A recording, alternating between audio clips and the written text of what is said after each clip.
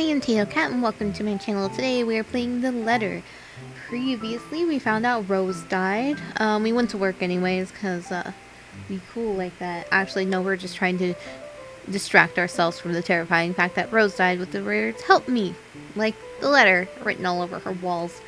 And at work we ran into the creepy ghost from The Grudge and we died twice. But we lived, and now we're British. That's pretty much where we left off. Alright, and I never looked up with the thing. Because honestly, it's the same day. I do several of these in one day. Alright, let us continue. He is a nice enough person, and I adore his wife, who is obviously the brains behind the two. But there is something unsettling about him. I do not trust him as much as I want to. ... He regaled to me tales of the Luxembourg Police Department, a different affair to the usual gossip I'm privy to, and though I loathe to admit, it is interesting nonetheless. Lost my accent. I expect the topic of business to die out quickly, which would be understandable enough due to the confidential nature of his work. But oh boy, was I wrong. So, we're in civvies, I steal and drive off with one of the police mobiles, right? In the mirror, I see the new tank chasing on foot and screaming about theft. Are you supposed to do that? The look on his face was priceless when I parked it in the garage. That's so mean. Oh my! You made him chase you all the way home for a prank! What did Rochelle have to say about that? Rochelle has a strange love and hate affair with Lee. He is a married man who did not grow up past his early 20s, judging by the way he acts. Surprisingly enough, they've been married for a good 20 years. A lifetime, if you compare it to my marriage of 7 years with Luke. On the other hand, well, Luke is no Lee. I should be happy about that, I suppose. Although my darling did have his moments. The wife pulled my ear and gave me a good talking to, though. Besides, we live in a flat a block away, so it wasn't much of a grand chase. Yeah, but still, that's a lot of running for somebody. Weren't you living in a house near the countryside? Moved for work, you know. Or you probably don't. Mm-hmm. No, I don't. But a flat in downtown? I suppose if that's what you like. Oh, it's horrid. Hate that tiny place, no matter how convenient it can be for work. 55 square yards are not enough when you need to get away from the wife. Actually, I can understand personal space, but still, I wouldn't mind a place away from the city. Even started looking at the ads.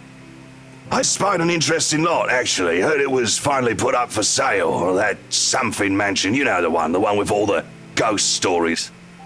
Oh my, that does sound interesting. Ghost stories.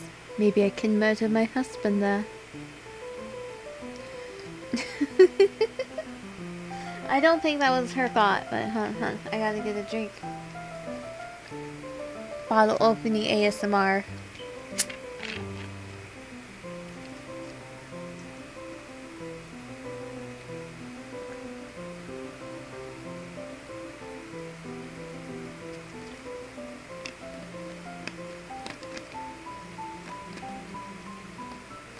You know, it does feel like he's watching me do this, which I'm slightly creeped out about.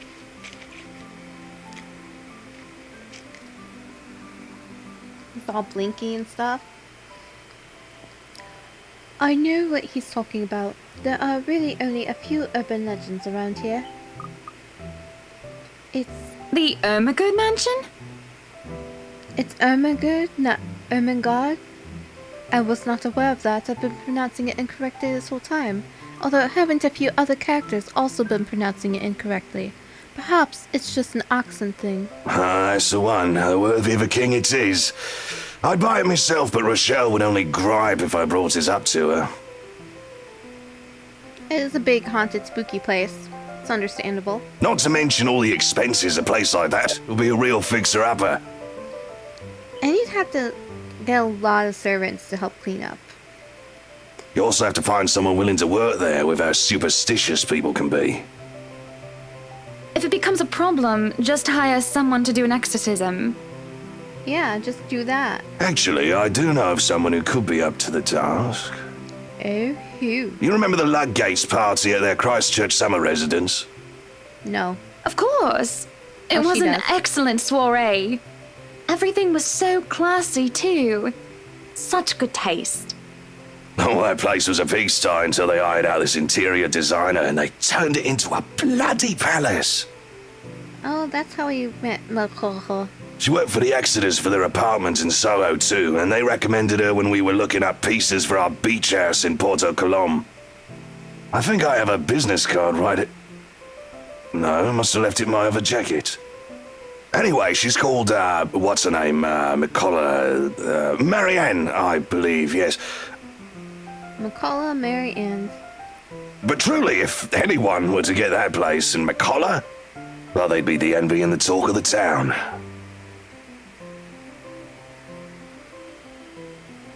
Well, if you put it that way, I might just snatch it up for myself. We do love being the talk of the town, don't we? This place was starting to feel a bit small lately anyway. Sure, a 3-story penthouse. Maybe I'm losing my accent, huh? Found Toppy Dosey. There we go. Sure, a 3-story penthouse might not fit the definition of small for some people. I'm losing my accent again. See? It's very hard for me to hold an accent. Okay, maybe a lot of people. I can't say people in a British way. But it isn't big enough to have grand parties in. As it is, I only invited about 30 people. See, I just can't do it. To this one, and it already feels cramped in here. It certainly would be nice if I didn't have to ride an elevator up and down several floors before I can get anywhere as well. All Luke's words, not mine. Besides, I've been looking for a good anniversary gift. Luke might like this one. Where is he anyway? I assume he's screwing someone else.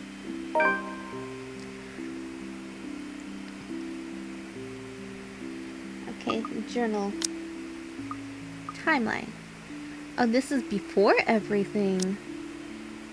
Hannah Wright threw a party in their penthouse at... whatever.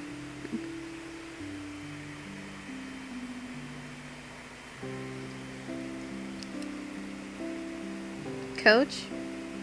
But the city's most powerful were seen, including Chief Inspector Harvey Lee of Luxbourne Police Department.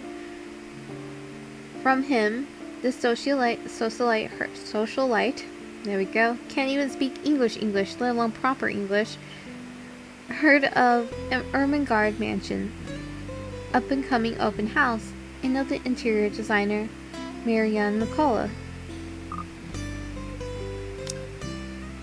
Luke is dressed to the nines, as he usually is, and he looks ready for whatever the day will throw at him. His butler and valet wait at his side, just in case he isn't as ready as he looks. Oh sure, that is normal. What is confusing me is the fact that he's on his way out of the penthouse, considering we won't have anywhere to go until much later. Where are you going? I am to attend the Triad Autumn Tasting. I do believe I informed you of this 2 weeks ago. Yes. And might I remind you that I had stricken that off your schedule? Because 1, the doctor told you to stop consuming so much alcohol. And 2, I informed you a few days ago about the open house we are going to attend in its place. Oh, no wonder why he was so grumpy. He wanted to go get drunk. I've even found this marvelous interior designer, Mary Ann McCullough. It's a 3.5-hour drive to Cardiff. I don't have time for this. Butler's just like, yep, I'm here. This is like that little party you threw all over again. You don't inform me of it, and you expect me to stay and be a gracious host when I have business elsewhere. He sounded like Stewie there a little bit. You know how I operate, Hannah. Unless this was penciled in, I am sticking to my schedule. If I may intrude, the madam is correct. Your physician did insist you moderate your drinking, unless you wish to incur acute pancreatitis. Not acute pancreatitis. Your pancreas can't get too cute. I'm kidding, I know what pancreatitis is. It's very serious. He should listen to his doctor. And you did have this open house penciled in last Wednesday morning. Oh my, he has one of those sort of accents. Bullocks, I don't remember doing so. Well, you did. While very hungover, in fact. He did. Moaned about me being too loud, but gave in after some pushing. Perhaps that was a bit too cruel and manipulative of me, but Whose side are you on? mine. Come on, Luke. You promised we'd do whatever I want this weekend. Gordon Bennett, fine. I am giving this house tour of yours a chance. But if it proves to be a waste of time, I am going to Cardiff and you are going to take a cab home. Are we clear? What if I slash the tires? You ain't going nowhere, are you? Then we're both taking cabs. It's just a bit of a husband and wife tit for tat, isn't it? All couples have their arguments. Once the honeymoon phase is over, as they seem to call it, reality sets in. That you and your partner may not always see eye to eye. Perhaps it has been the years. 7 of them is nothing to scoff at. I just cannot bloody believe I agreed to this.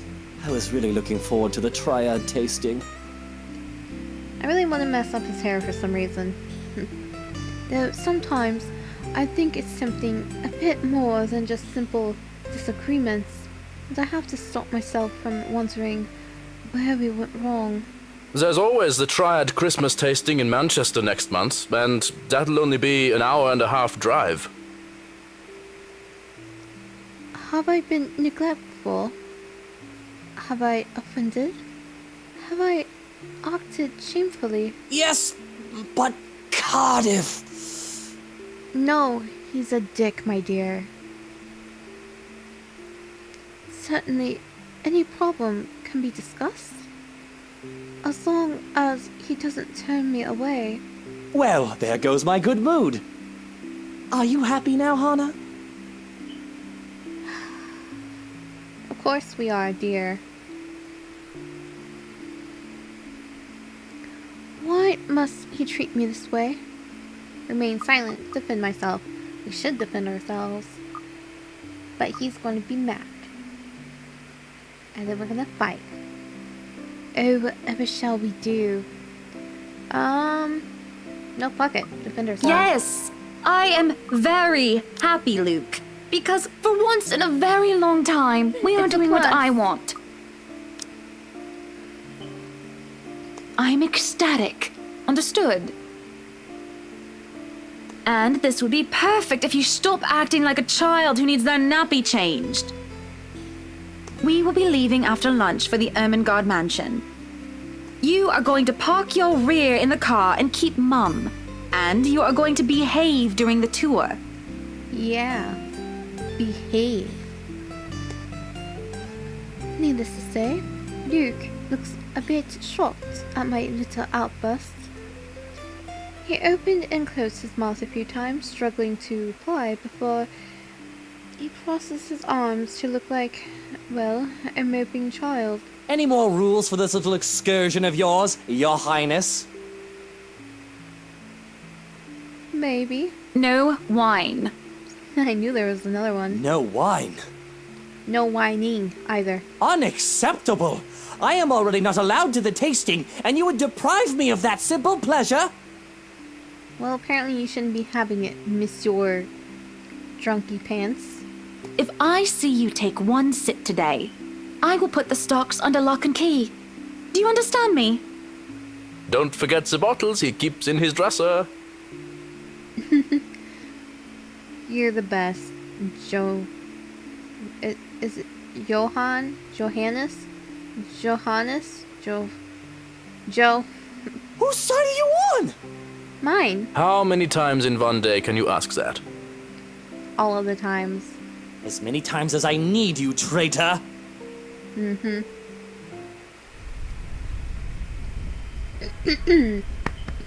road to the mansion is quiet, with Luke having stared out the window the entire way, not paying attention to anything around him. Meanwhile, I'm conflicted. I don't know if I should apologize for changing his plans like that. But by the time we arrive at the mansion, and I see his eyes light up in genuine interest, apologizing is the last thing on my mind. The whole affair with Ermengarde Mansion is certainly an interesting experience. The place had been renovated and restored by the owners to what they claim to be acceptable standards. The mansion itself looks like something befitting a fairy tale or a period piece. It is tastefully decorated, and with a little bit of love and attention, I'm sure it can be a place Luke and I can call home. And the number of other prospective buyers that have come from powerful and wealthy of Luxembourg certainly did not disappoint, marketing this estate as prime property.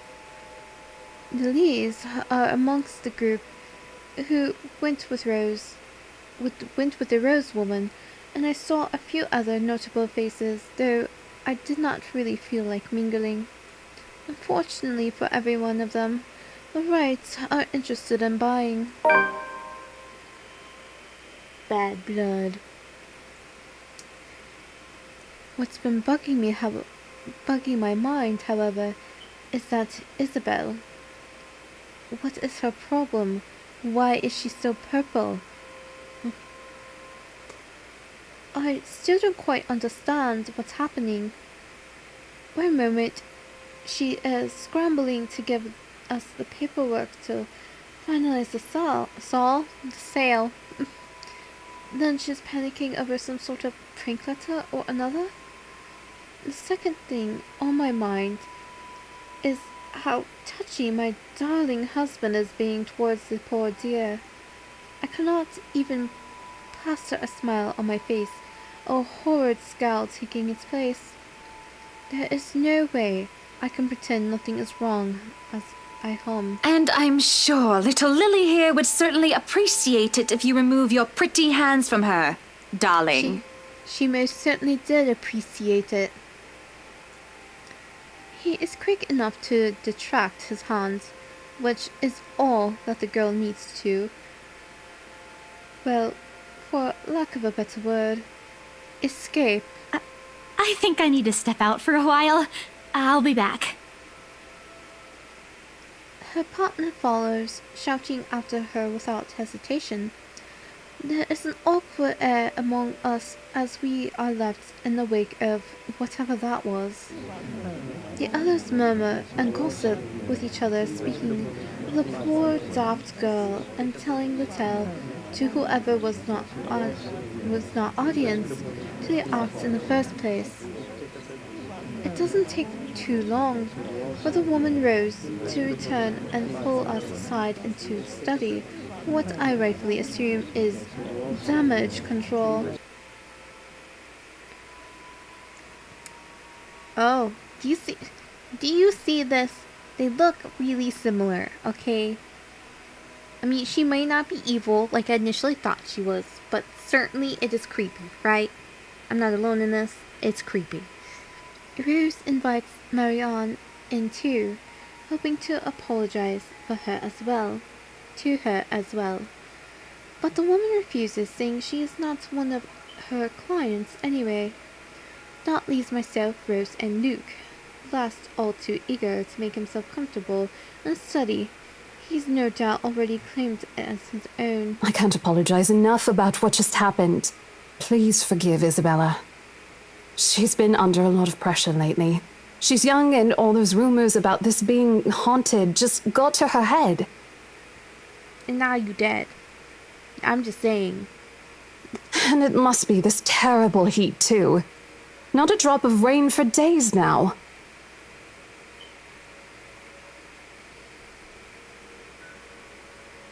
Is this supposed to be a mirror? It is not reflecting anything. If it is. Oh, it's fine. The poor girl must feel so embarrassed about what she just did. But I say, let bygones be bygones. After all, she's only a child. She's like 6 years younger than you are. She looked, what, 19? I shoot Luke an accusing look at these words. After all, he tried flirting with the girl. The nerve of him. And not only that Isabel girl, but also Mary Ann. And Rose too. What kind of husband would think that it's even remotely good What kind of husband would think that it's even a remotely good idea to make moves on 3 different women while his wife stands there? Did he drink while I wasn't looking? She's a bit older than that. But again, I apologize. And if there's any way I can make up for what just happened, just... I know what you can do. Be a darling flower and get us one of those bottles you plan to serve. Oh, but didn't we say no wine, dear? Pop it open. We were planning on serving some champagne. I can get that. That would be lovely. Much obliged. No. Do you want a glass as well, Miss Wright? Well, no, because we're going to be drinking his if he gets his hands on one. Oh no, I'm fine. I really shouldn't be drinking right now. And Luke shouldn't be either. But right now, I'm just too tired for any sort of argument. I don't have the heart to scold him in public as well. I am certainly not his mother. I just want to get this horrid day done with, go home and sleep. Lost my accent again. Perhaps I'll even have a strong cuppa before I head off to bed. Yes, that sounds nice. When Rose comes back with the champagne, I beckon her over. As I have told her partner before, I have every intent of acquiring this house even. I might as well, even if I'm having second thoughts about getting it for Luke. The moment we, the Wrights, had expressed interest in the place, we've had eyes set on us. If we don't buy it, that might as well be a signal to have busybodies gossip about how we may or may not have lost our fortune. Regardless of the fact that it's false, image is everything when dealing with these people. These are the unspoken rules for people such as ourselves. And besides, I really did like the place. Why, everything here is absolutely wonderful. Well, except for that face right there. That's not wonderful. And it looks like Alice. Some sort of horrid Alice painting. Well, except for this ugly painting in the cellar. Study, even. Because that is where we are. In the study, not the cellar. It looks like a bad fake of an Edward Munch painting. Here's the deal. I'm willing to pay 10% higher than your listing price. If anyone tries to outbid us, just add another 5%. I doubt anyone can, of course. Oh, of course not, because we are the richest people on Earth. Or, you know what? Just add 15% to the listing price, and we can sign all the paperwork now. I guess, if that's what you want. That won't be any trouble. It makes more sense now. She has to save face, because regardless of if she likes it or not, if she decides to not get it, people are like, oh, look at her. She can't afford the place. That's why she didn't get it. Oh, perhaps they're having marriage problems. Oh, you know, that sort of thing. I don't have all the papers now. Didn't think this would be a quick sell. I'll have copies sent to you so you can look over them. And if you'd still like to finish the rest of the tour with Isabella's group, you're more than welcome to. No, I think we're good here. We'd appreciate a private tour of the place a lot more, I think. All right. Should I let Marianne in, then? Marianne? Oh, right. She's been waiting outside the study this whole time, hasn't she? I'll need to have a little chat with her to move this little mansion project forward. Please do. There is a look of apprehension when the other woman enters the study.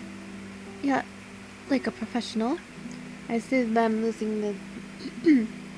Yet like a professional, I see the moment when she steels herself and masks her woe. Admirable. We have this project then? Of course. Will you be needing anything from us? Money, of course. Having the floor plans would be a great start, just so that I can look at them beforehand. And if you could tell me when you're available for a meeting so that I can include it in my calendar? Oh, is a meeting really all that necessary, Marianne? Probably yes. I guess we can send Johans to help you out. Johans, okay. You two can start by getting rid of this ugly painting. Is she gonna be like... What painting? A hush falls upon the room at my request. What painting? I knew it.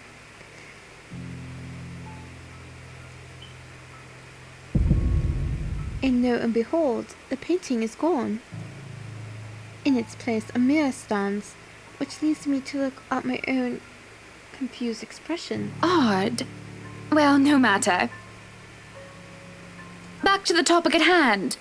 Marianne, dear, we are simply far too busy to meet up. I love that. Not even missing a beat. Oh, a ugly, horrible painting. And then, oh yeah, what painting? She's like, oh, okay then, that's normal.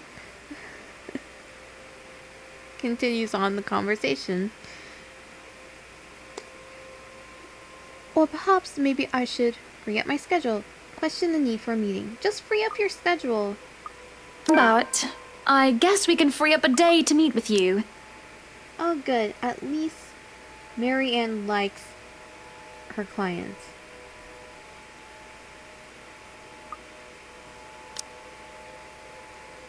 I don't really need another Maudlin Monday reading about Maury anyway. The book club can function without me for one day. Can it though? Can it? What time shall we be seeing each other? How does lunch sound?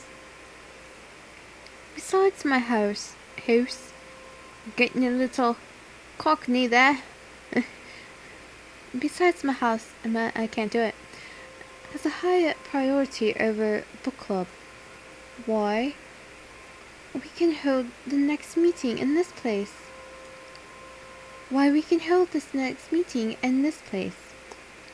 Surely, the beauty and grandeur of it all will inspire spirited and lively debate about whether modern-day writers could match up to the classics. Depends on which writer we're talking about. Again, drinking from the good old dew.